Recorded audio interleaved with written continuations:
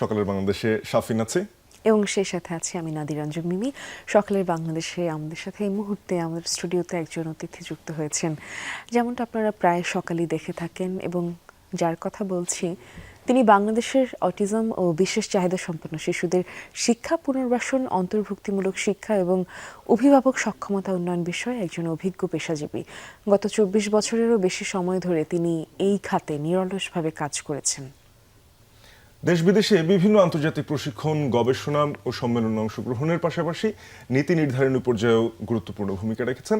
বর্তমানে মুনফ্লাওয়ার অটিজম ফাউন্ডেশনের প্রতিষ্ঠাতা, নির্বাহী পরিচালক ও প্রধান শিক্ষক হিসেবে এবং অটিজম অ্যাডভোকেসি নিয়ে সারা দেশেই কাজ করছেন। সকালের বাংলাদেশের আমাদের আজকের অতিথি মোহাম্মদ মফিজুল ইসলাম, এক্সিকিউটিভ ডিরেক্টর ও প্রধান শিক্ষক, মুনফ্লাওয়ার অটিজম ফাউন্ডেশন। ধন্যবাদ স্যার, আপনাকে সকালবেলার শুভেচ্ছা জানাচ্ছি এবং আপনাকে যেহেতু আমরা পেয়েছি আজকের যারা এই বিষয়ে বিশেষ করে জানতে চান তারাও নিশ্চয়ই সকালবেলাতে অনেক কিছুই জানতে পারবেন। সকালটা একটু সবারই জানার প্রয়োজনীয়তা রয়েছে। আমরা যখন থাকছি, হয়তো আমার পরিবারে এমন সন্তান থাকতে পারে, যদি নাও হয় আমার প্রতিবেশীদের মধ্যে রয়েছে, তাদের প্রতি আমার আচরণ কেমন হওয়া উচিত সেই বিষয়গুলো আমাদের জানা একটু। স্যার, সকালটা আমরা যেমন শুরু করি, আসলে সকালটা আমাদের অতিথিদের কাছে আমরা একটা সাধারণ প্রশ্ন রাখি যে তাদের সকালটা কেমন করে শুরু হয়। আপনাকে একটু অন্যভাবে প্রশ্নটা করতে চাই যে আমরা কি কখনো এমন একটা সকাল পাবো যে যেই সকালের সূর্য উদিত হবে মানবতার জয়গান গেয়ে, এবং যেই সকালে কখনো হচ্ছে বা সেই সময়টায় মানুষকে তার শারীরিক গঠন থেকে বিচক্ষণ করা হবে না বা মূল্যায়ন করা হবে না, অথবা তার বুদ্ধিবৃত্তিক যে সীমাবদ্ধতা সেটা দিয়ে তাকে যাচাই করা হবে না। আমরা মানুষ মাত্রই সবার সমান অধিকার, যে কথাগুলো আসলে সভা সমাজে বক্তৃতায় আওড়ায় গিয়ে সেই কথাটা সত্যি বাস্তবায়িত হবে। এই সকাল কি কখনো আসবে? আসসালামু আলাইকুম, শুভ সকাল এবং ধন্যবাদ ও কৃতজ্ঞতা জানাচ্ছি যমুনা টিভিকে, সাথে এই মুহূর্তে যমুনা টিভির সাথে যারা যুক্ত হয়েছেন সবাইকে আমার নিজের পক্ষ থেকে এবং আমার মুনফ্লাওয়ার অটিজম ফাউন্ডেশনের পক্ষ থেকে আন্তরিক সালাম ও শুভেচ্ছা। আসলে আপনি যে স্বপ্নের কথা বললেন, আমি ঠিক এমনই স্বপ্ন দেখি। আমি স্বপ্ন দেখি এমন যে কোনো এক সকালে মা বাবা যে বিশেষ চাহিদা সম্পন্ন সন্তানকে দীর্ঘ 15 বছর 16 বছর লালন পালন করছে, তার একটি শব্দ মা বা বাবা ডাক শোনার জন্য। হয়তো এমন একটি সকাল যদি আসতো যে সকালেই সেই যে সন্তানটা কোনোদিন মা শব্দ বলে মাকে ডাকে নাই, বাবা বলে ডাকে নাই, সেই হঠাৎ করে আজকে সকালে মা বলে ডাকছে। এরকম স্বপ্ন আসলে আমরা প্রত্যাশা করি, কিন্তু বাস্তবতা আসলে অনেক দূরে থেকে। এটা হলো এই বাস্তবতায় একটু আসি। বাস্তবতা হচ্ছে আমাদের সমাজে এখনো অটিজমকে সংজ্ঞায়িত করার ক্ষেত্রে কিছু ভ্রান্তি রয়েছে। যেমন করে এটি আসলে কোনো রোগ নয়।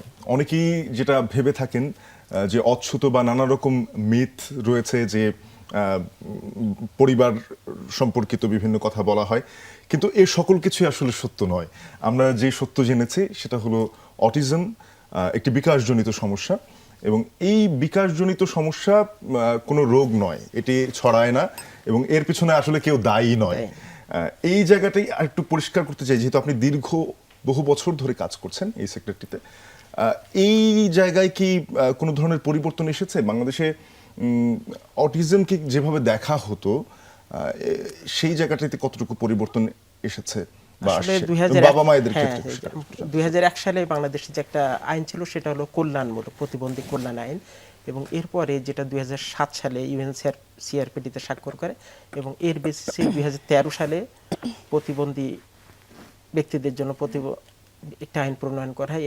তারপর আবার ওই 2013 সালে neuro developmental disability protection trust তৈরি করে। এই আইনগুলো আসলে জাতীয় পর্যায়ে অ্যাওয়ারনেস রেজের ক্ষেত্রে অনেক বেশি ভূমিকা পালন করছে, এবং বিগত সরকারের কিছু উদ্যোগ অবশ্যই প্রশংসনীয়, যে ভালো দিকগুলো গ্রাম পর্যায়ে অন্তত অ্যাওয়ারনেস রেজ হয়েছে, কিন্তু আবার অনেক সময় মিস ইনফরমেশন চলে গিয়েছে। যেমন একটা ন্যাশনাল প্রোগ্রামে সব ধরনের ডিসএবিলিটিকে উপস্থাপন করা হয়, সেখানে দৃষ্টি প্রতিবন্ধী থাকে, শারীরিক প্রতিবন্ধী থাকে। এখন লোকাল শহরে একজন সে মনে করছে যে হুইল চেয়ারে আছে, সেও মনে হয় অটিজম। যে দৃষ্টি প্রতিবন্ধী যার কাছে রাষ্ট্রের প্রধান কর্তা ব্যক্তি যাচ্ছে, সেও মনে হয় অটিজম। এই হলো একটা মিস ইনফরমেশন চলে গেছে। আপনি একটু সংজ্ঞায়িত করে দেবেন দর্শকদের জন্য। আসলে অটিজম মস্তিষ্ক বিকাশের এক ধরনের প্রতিবন্ধকতা, যা সাধারণত জন্মের প্রথম 3 বছরের মধ্যে ধরা পড়ে। তবে 6 থেকে 12 মাসের মধ্যে যদি একজন মা বা বাবা অবজার্ভ করে তাহলে তার লক্ষণগুলো কিছুটা বুঝতে পারে। একটা হলো সোশ্যাল স্মাইলিং, যেমন স্বাভাবিকভাবে 6 মাসের একটা বাচ্চা দিকে কেউ মা বাবা বা আপনজন যদি স্মাইলিং ফেস দেখে সে বাচ্চাটা রেসপন্স করে, বা পয়েন্টিং করতে বললে পয়েন্টিং করে, ব্যাবলিং করে, নানা রকম শব্দ করে। কিন্তু অটিজম যদি থাকে তাহলে এইগুলো করবে না, এটা সাধারণত 6 থেকে 12 মাসের মধ্যে। আর এরপরে দেখা যায় একটা বাচ্চা 2 বছর 2.5 বছর পর্যন্ত কমপ্লিটলি স্বাভাবিক, তার স্বাভাবিক স্পিচ আছে, সব কিছুই স্বাভাবিক। হঠাৎ করে তার যে শেখা দক্ষতাগুলো 2.5 বছর বয়সে হারিয়ে গিয়েছে। সে আগে যে কথাগুলো বলতো, আগে যে রেসপন্স করতো, যে শব্দগুলো বলতো, নতুন নতুন শব্দ, সেগুলো সব স্টপ হয়ে গিয়েছে। এই কারণে বলা হয় যে 2 থেকে 3 বছরের মধ্যে কমপ্লিটলি আসলে বোঝা যায়, কারণ ইভেন 2 বছর 10 মাস পর্যন্ত স্বাভাবিক, কিন্তু হঠাৎ করে 2 বছর 11 মাসে দেখা গেল যে আগে সে যে দক্ষতাগুলো ছিল সব ভুলে গিয়েছে।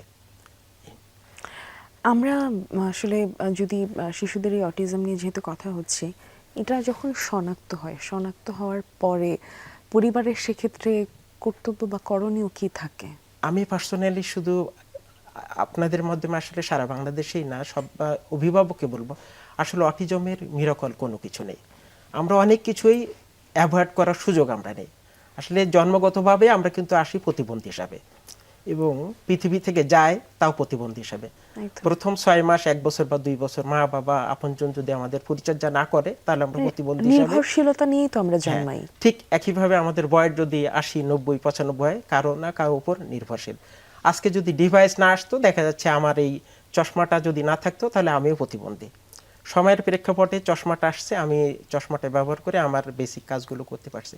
তা অটিজমের যেহেতু কোনো জাদুকরী চিকিৎসা নেই, এটার পিছনে সময় নষ্ট না করে বলা হয় আর্লি ইন্টারভেনশন।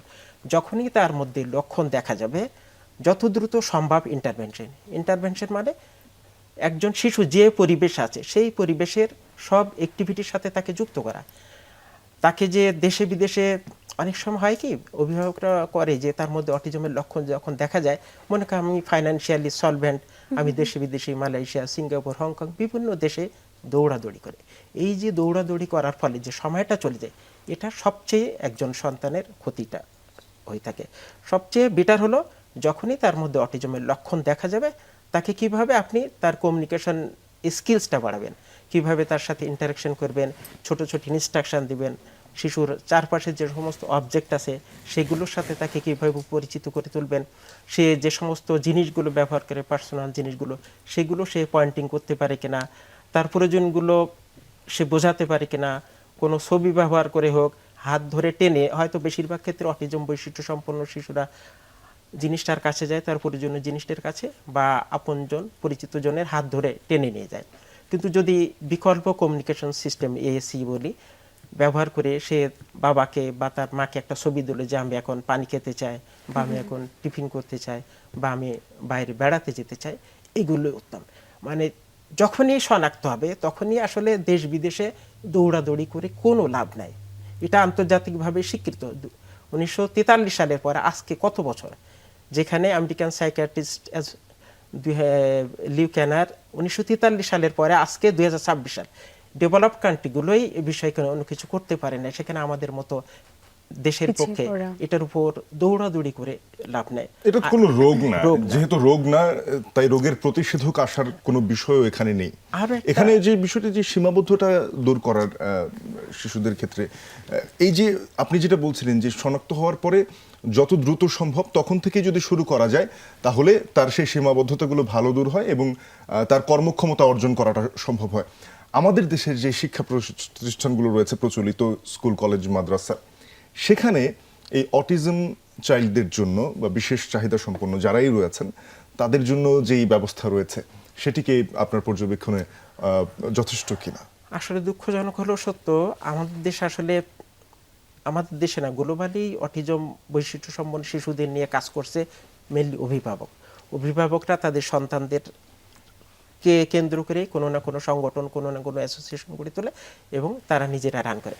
কিন্তু ডেভেলপড কান্ট্রিগুলোতে হয় প্যারেন্টসরা অর্গানাইজড হয়ে একটা সংগঠন গড়ে তোলে এবং সেটা রাষ্ট্রীয় পৃষ্ঠপোষকতায় সেই ফাউন্ডেশন বা সংগঠনটা চলে থাকে। কিন্তু আমাদের দেশে আসলে আর্থসামাজিক অবস্থা বিবেচনা করে সেইটা হয়ে ওঠে না।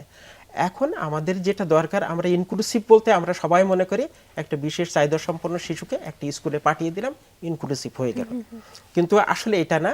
ইনক্লুসিভ হলো আপনি স্কুলটাকে, একটা ক্লাসরুমটাকে আপনি ওই বাচ্চার উপযোগী করে কিভাবে সাজাবেন, সে কিভাবে যোগাযোগ করে, সেই তার যোগাযোগের উপকরণগুলো আছে কিনা।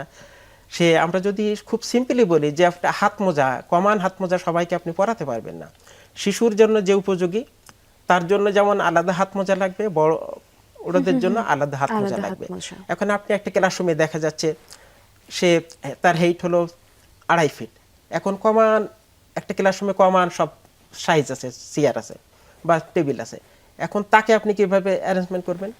ঠিক একইভাবে সে তার যোগাযোগগুলো, তার প্রয়োজনকে কিভাবে বোঝাবে, এই পুরা ক্লাসরুমটাকে এবং টোটাল এনভায়রনমেন্টটাকে শিশুর উপযোগী করে সাজানো হলে তখনই বোঝা যাবে যে না, একটা ইনক্লুসিভ সিস্টেমের মধ্যে আমরা আমাদের বিশেষ চাহিদা সম্পন্ন শিশুকে পাঠাতে পারছি। আর একটা জিনিস আমাদের দেশে যেটা এখনো পর্যন্ত বিশেষ চাহিদা সম্পন্ন শিশুর শিক্ষার দায়িত্ব সমাজ কল্যাণ মন্ত্রণালয়ের, কিন্তু আসলে এটা কোনো লজিক্যাল ইস্যু না। শিক্ষার দায়িত্ব অবশ্যই শিক্ষা মন্ত্রণালয়ের থাকতে হবে, প্রাথমিক ও গণশিক্ষা মন্ত্রণালয় থাকতে হবে। স্বাস্থ্য সংক্রান্ত বিষয়, স্ক্রিনিং, অ্যাসেসমেন্ট স্বাস্থ্য মন্ত্রণালয় কিন্তু থাকবে। তাদেরকে উপযোগী করার জন্য, নাগরিক হিসেবে উপযোগী করে তোলার জন্য তাদের এই প্রারম্ভিক বয়সটা খুব জরুরি। এই বয়সে তাদেরকে সাথে থাকাটা জরুরি, যার ফলে আপনি এই দাবিগুলো বলছেন। এবং আমরা কিন্তু ইনক্লুসিভ এডুকেশন নিয়ে কথা বলছিলাম। যদি একটু জানতে চাই যে এই মুহূর্তে বাংলাদেশে ইনক্লুসিভ এডুকেশন বাস্তবায়নের সব থেকে বড় চ্যালেঞ্জগুলো আপনার দিক থেকে কি, যেহেতু আপনি একজন প্রতিষ্ঠান প্রধান এবং এই বিষয়টি নিয়ে কাজ করছেন? আসলে এটা জটিল কোনো কিছু না।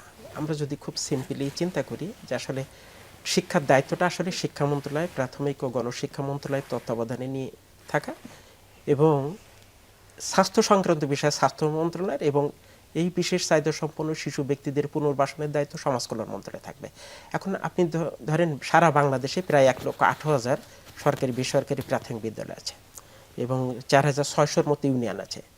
আপনি 4,600 ইউনিয়নের থেকে 4,600 স্কুলকে বেছে নেন এবং ওই 4,600 স্কুলের থেকে একটা ক্লাসরুমকে আপনি বিশেষ চাহিদা সম্পন্ন শিশুদের উপযোগী করেন এবং ওই একটা ক্লাসরুমে কাজ করার জন্য একজন রিসোর্স টিচার, বিশেষ চাহিদা সম্পন্ন শিশুদের নিয়ে কাজ করার অভিজ্ঞতা সম্পন্ন শিক্ষককে অ্যাপয়েন্ট করেন এবং তাদেরকে উপযুক্ত শিক্ষা প্রশিক্ষণের ব্যবস্থা করেন, তাহলে এই গুড এনাফ। আপনি যদি গ্রাসরুট লেভেলে যান, একটা ইউনিয়নে খুব বেশি বিশেষ চাহিদা সম্পন্ন শিশু পাবেন না। শারীরিক প্রতিবন্ধী বা তাদের নিয়ে কাজ করা জটিল কোনো কিছু না, কিন্তু অটিজম বা এএসডি তাদের নিয়ে কাজ করা অনেক চ্যালেঞ্জিং। তা আপনি যদি লোকালি সব বিশেষ চাহিদা সম্পন্ন শিশুকে তাদের উপযোগী শিক্ষার ব্যবস্থা করেন, সেটা গুড এনাফ। আপনি যদি 3 পার্বত্য জেলার কথা চিন্তা করেন, আপনি তাদেরকে কোথায় পুনর্বাসন করবেন? অর্থাৎ তারা যে এলাকায় আছে, তারা যে শিক্ষা প্রতিষ্ঠানে আওতাধীন আছে, সেই শিক্ষা প্রতিষ্ঠানে একটা ক্লাসরুমকে টোটালি তাদের উপযোগী করে সেট আপ করা, তাদের উপযোগী রিসোর্স সিস্টেম, তাদের উপযোগী ট্রেনিং উপকরণ এবং টোটাল স্কুল ম্যানেজমেন্টকে মানে অটিজম ফ্রেন্ডলি বা প্রতিবন্ধী বান্ধব হতে হবে, তাহলেই সম্ভব। আমরা তো মানে অটিজম নিয়ে অনেক কিছু বললাম, সেটা একটা অটিজম শিশু জন্ম নেওয়ার পর বা জন্মের পরে যখন তার মধ্যে এই ধরনের আচরণ শনাক্ত করা যায়, সেই বিষয়গুলো নিয়ে আলাপ হলো। কিন্তু জন্মের আগে কিভাবে হচ্ছে একটা অটিজম শিশু যাতে জন্ম না নেয়, বা আরও সহজ করে বললে যে একটা সুস্থ বাচ্চা যেন জন্ম নেয়, সেজন্য কি আমাদের যে জীবন যাপন আমরা আসলে করি তার কিন্তু একটা বিস্তর প্রভাব কিন্তু পড়ে, বা দেখা যায় গর্ভাবস্থায় মায়ের যদি ডায়াবেটিক্স থাকে অথবা অনিয়ন্ত্রিত জীবনযাপন, সেটার কিন্তু একটা প্রভাব গর্ভের শিশুর উপরে পড়ে। সেটা কিভাবে রোধ করা যেতে পারে? আসলে এটা এই যে অনেকগুলো ফ্যাক্টর ধারণা করা হয় যে বাবা মার বয়স, পরিবেশগত ফ্যাক্টর, এগুলো এখনো সায়েন্টিফিকলি প্রুফ না, তবে জেনেটিক ফ্যাক্টরস এগুলো ধারণা করা হয়। সবচেয়ে বড় বিষয় অন্যান্য প্রতিবন্ধিতার ক্ষেত্রে, এবং অন্যান্য প্রতিবন্ধিতা এবং অটিজমের মধ্যে পার্থক্য হলো অন্যান্য প্রতিবন্ধিতাগুলো জন্মের আগে, জন্মের পরে বা জন্মকালীন সময় কোনো না কোনো সমস্যার কারণ হয়ে থাকে, কিন্তু অটিজমের বিষয়ে এখনো কোনো সুনির্দিষ্ট কারণ জানা যায়নি। এই কারণে আপনি প্রিকশন হিসাবে আগে থেকে প্রস্তুতি নেবেন যে আমার সন্তানটা বা আমার আত্মীয়ের এই বাচ্চাটা যা যে আসবে সে অটিজম, তার মধ্যে অটিজম থাকবে না, এরকম চিন্তা ভাবনা করার কোনো সুযোগ নেই। যেমন মা বাবার আর্থসামাজিক অবস্থা, মা বাবার অযত্ন অবহেলা, এগুলোর সাথে অটিজমের কোনো সম্পর্ক নেই। সম্পৃক্ততা নেই। যে কোনো পরিবারই যখন এ ধরনের বিশেষ চাহিদা সম্পন্ন একজন শিশু জন্ম নেয়, সেই শিশুর বেড়ে উঠতে উঠতে হয়তো সেই পরিবারটি সেটি বুঝতে পারে, এবং একটা সময় গিয়ে যেটা হয় যে পরিবারের বোঝা হিসেবে দেখা হয় এই শিশুটিকে, এবং এবং সামাজিকভাবেও শুধু পরিবারই না, সমাজেও কিন্তু হয়তো অন্য একটা অজানা অচেনা মানুষও হয়তো তাকে এমনভাবে তাকায়, বা একে তো বাবা মাকে স্ট্রাগল করতে হয় সেই সন্তানকে নিয়ে, কিন্তু তাকে একটা সুস্থ সুন্দর পরিবেশ দিতে যদি সেই বাবা মা ওই বাচ্চাকে নিয়ে বাইরে ঘুরতে বের হয়, তাদের কিন্তু অনেক বাঁকা চোখের মুখোমুখি হতে হয়। ওই দৃষ্টিভঙ্গির ব্যাপারটা আছে। ওই এই জায়গাটিতে যেহেতু আপনি একটা প্রতিষ্ঠান চালাচ্ছেন এবং সেখানে আপনি শেখাচ্ছেন এই শিশুদেরকে, তাদেরকে কর্মক্ষম করে তুলছেন, আমি জানতে চাচ্ছিলাম যে এই শিশুরা কি সেই সীমাবদ্ধতাগুলো পেরিয়ে তারা এমন একটা জায়গায় পৌঁছতে পারে কিনা যেখানে সে সামাজিক বিভিন্ন জায়গায় কাজকর্মে যুক্ত হতে পারে কিনা, সেই সক্ষমতা অর্জন করা সম্ভব? আসলে আমাদের সমাজে একটা সোশ্যাল স্টিগমা আছে যে এই বিশেষ চাহিদা সম্পন্ন শিশুদের সাথে থাকলে হয়তো আমার সন্তানটাও আর মধ্যে এরকম কিছু লক্ষণ দেখা যাবে। অটিজমের ক্ষেত্রে আসলে বাস্তব সত্য অনেক সময় অভিভাবকেরকে বলাও মুশকিল, অনেক সময় সব অভিভাবক সঠিকভাবে নিতে পারে না। আসলে 5% খুব নর্মাল লাইফ লিড করতে পারে, এবং বাকি যে 95% তাদেরকে আসলে কোনো না কোনোভাবে সাপোর্ট দিতে হয়। এবং এই সাপোর্টের ধরনটার উপর ভিত্তি করে, যেমন অটিজমের লেভেল 1, লেভেল 2, লেভেল 3 ধরায়। লেভেল 1 যাদের, তাদের হলো খুবই কম সাহায্য দিতে হয়, তাদের সোশ্যালাইজেশনের সমস্যা। লেভেল 2-তে তাদের একটু বেশি মাত্রায় সহযোগিতা করা লাগে, এবং লেভেল 3 যারা, তাদের সর্বাত্মক সহযোগিতা, তাদের টয়লেট, খাওয়া, ঘুম থেকে শুরু করে সব ধরনের সহযোগিতা প্রয়োজন। আবারও বলছি, আসলে আর্লি ইন্টারভেনশনের উপর, আপনি যখনই ডিটেক্ট হবে তখনই যদি ইন্টারভেনশনটা শুরু হয়। এবং আমাদের দেশে এখনো বেশিরভাগ পরিবারে মা বাবা তাদের সন্তানকে এত বেশি আদর করে যে কলেজ পড়ে একটা মেয়েকেও যদি মুখে তুলে খাওয়ায়, মা বাবা খুব সন্তুষ্ট হয়। এই কালচারটাই আমাদের দেশের বিশেষ চাহিদা সম্পন্ন শিশুদের জন্য অ্যাপ্রোপ্রিয়েট না। তাকে খুব যখনই পারলে 1-1.5 বছর বয়স থেকে সে নিজে নিজে সব করতে শিখুক, নিজেই নিজের পানির পটটা নিয়ে আসুক, নষ্ট করুক ছোট ছোট কাজ, ছোট ছোট কাজগুলো, এগুলোই ব্রেনকে অ্যাক্টিভ যত বেশি ইনস্ট্রাকশন দেওয়া যাবে তত বেশি তার কগনিটিভ স্কিলসটা ডেভেলপ হবে। একটি পরিবার যখন এরকম স্পেশাল চাইল্ড থাকে, সেই পরিবারটি এই স্পেশাল চাইল্ডের টেক কেয়ার করার পাশাপাশি নিজেদের মানসিক অবস্থাও ঠিক রাখবে, এবং তারা এই তার প্রতি কোনো ধরনের বিরক্ত হবে না। এই ধরনের পরিবেশকে আসলে করা সম্ভব কিনা, যেহেতু জীবনভর তার পাশে থাকতে হয়? আসলে প্রথমেই দরকার মা বাবার অ্যাকসেপ্টেন্স। আমার ঘরে একটা বিশেষ চাহিদা সম্পন্ন শিশু আছে, আমি ইচ্ছা করলে এটা আমি মানে কাটছাট করে স্বাভাবিক করতে পারবো না। আমরা এখনকার জেনারেশন যে লাইনে চলে গেছে, আমরা যদি বলি মেন স্ট্রিমে ধারার একটা শিশুকে বা বাচ্চাকে মানুষ করা যে কষ্টসাধ্য, তার চেয়ে বিশেষ চাহিদা সম্পন্ন শিশু অনেক বেশি নিরাপদ। আজকে আমার স্বাভাবিক শিশু যে ড্রাগ অ্যাডিক্ট হবে না, তার কোনো নিশ্চয়তা নেই। সে যে মিথ্যা কথা বলবে না, ইপটিজিং করবে না, তার কোনো নিশ্চয়তা নেই।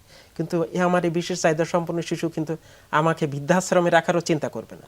কিন্তু আমার স্বাভাবিক সন্তান কিন্তু চিন্তা করবে যে মা বাবা তো বয়স হয়ে গিয়েছে, তাদেরকে বৃদ্ধাশ্রমে রাখবো। আমরা যদি এভাবে প্র্যাকটিক্যালি ভাবে, আর একটা দেখা যায় আমার জানা মতে আমি এখনো পর্যন্ত এমন কোনো মা বাবা পাই নাই যারা ড্রাগ অ্যাডিক্ট, ধৈর্যহারা, যে তাদের ঘরে বিশেষ চাহিদা সম্পন্ন শিশু আছে। সৃষ্টিকর্তা জানে যে আমার এই সৃষ্টি কোথায় নিরাপদ, এবং এই মা বাবার মধ্যে যে ধৈর্য দিয়েছে, সেটা যদি আপনারা ওই এনভায়রনমেন্টে ওই সব মা বাবাদের সংস্পর্শে আসেন, তখন বুঝতে পারবেন যে আসলে আল্লাহ কতটা ধৈর্য তাদের মধ্যে দিয়েছে। তারা মুখেই বলেন যে আমাকে আল্লাহ একটা বেহেশত দিয়েছে, জান্নাত দিয়েছে আমার ঘরে। এবং আপনি দেখেন স্বাভাবিক সন্তানরা, আমরা হুজুর বলেন, আমরা 5 ওয়াক্ত নামাজ পড়ি, কারোর জন্য কিন্তু জান্নাত নিশ্চিত করা হয় নাই। কিন্তু এই বিশেষ চাহিদা সম্পন্ন শিশুদের জন্য জান্নাত কিন্তু নিশ্চিত।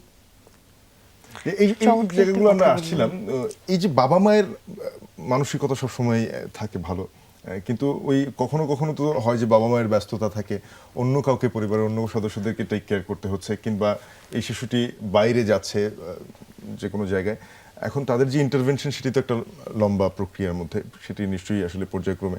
তো আপনি একটা কথা বলছিলেন যে যদি বয়সের শুরু থেকেই তাদেরকে এই ধরনের প্রশিক্ষণ ট্রেনিংয়ের মধ্য দিয়ে নিয়ে যাওয়া যায়, তাহলে তারা পরবর্তীতে যোগাযোগ সেটি স্বাভাবিকভাবে অনেকটা করতে পারে। একটু জানতে চাচ্ছিলাম যে আসলে কখন একজন বাবা মা স্কুলে পাঠাবে, কোন বয়সে ঠিক পাঠাবে, এবং সেক্ষেত্রে যদি কারো দেরিও হয়ে যায়, যে হয়তো তারা আর্লি এজে পাঠায়নি, এখন তারা বুঝতে পারলেন তার বয়স হয়তো শিশুটির এখন কিশোরে পরিণত হয়েছে, তখন কি করণীয়? আসলে মা বাবার যখনই অটিজমের লক্ষণটা দেখতে পাবে তার ইন্টারভেনশনটা শুরু করবে।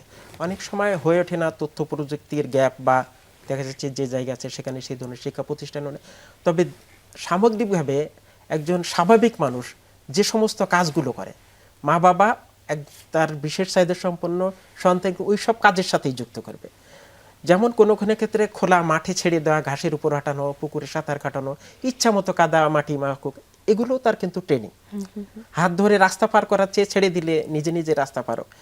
মানে বাজার করতে যাচ্ছে, বাবা তাকে নিয়ে যাচ্ছে, সব জায়গায় সব মা বাবা ব্যস্ত থাকলো, মা বাবা কোনো না কোনো সোসাইটিতে ব্যস্ত থাকছে, কোনো না কোনো গ্রুপের সাথে মিশছে।